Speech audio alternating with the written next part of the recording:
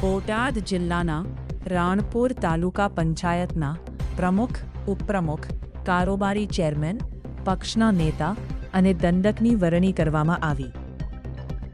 બોટાદ જિલ્લાના રાણપુર તાલુકા પંચાયતના પ્રમુખ, ઉપપ્રમુખ અને કારોબારી સમિતિના ચેરમેનની વરણી માટે તાલુકા પંચાયતના મીટિંગ હોલમાં સામાન્ય સભા યોજાઈ હતી, જેમાં રાણપુર તાલુકા પંચાયતના પ્રમુખ તરીકે રસીલાબેન પ્રવીણભાઈ બાવળિયા, ઉપપ્રમુખ તરીકે રવિરાજભાઈ વલ્કુભાઈ ધાંધલ, કારોબારી સમિતિના ચેરમેન તરીકે પરેશભાઈ હેમંતભાઈ રંગાણી, પક્ષના નેતા તરીકે દાનજીભાઈ ટપુભાઈ પંચાળા, દંડક તરીકે અસ્મિતાબેન શૈલેષભાઈ કનોત્રાની વરણી કરવામાં આવતા રાણપુર શહેર અને રાણપુર તાલુકા ભાજપમાં ખુશીની લાગણી ફેલાઈ ગઈ હતી. આ સમયે મોટી સંખ્યામાં ભાજપના હોદ્દેદારો, આગેવાનો અને કાર્યકરો હાજર રહ્યા હતા.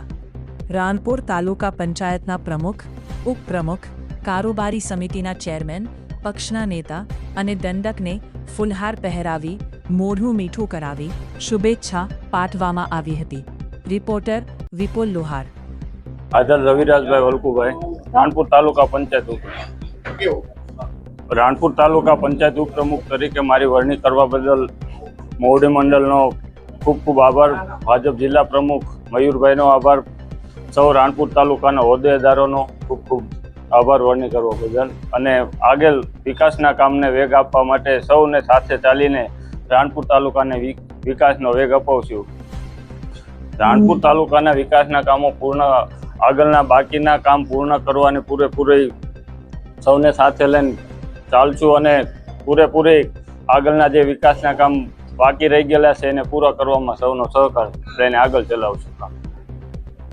નામ છે રસીલાબેન પ્રવીણભાઈ બાવળિયા, ગામ છે ઉમરાળા, તાલુકાના પ્રમુખ બનાવવાના ખૂબ ખૂબ બનાવ બદલે આભાર. મંડળને આભાર. બનાવના તાલુકાનું દરેક કામના વિકાસ કર્યો.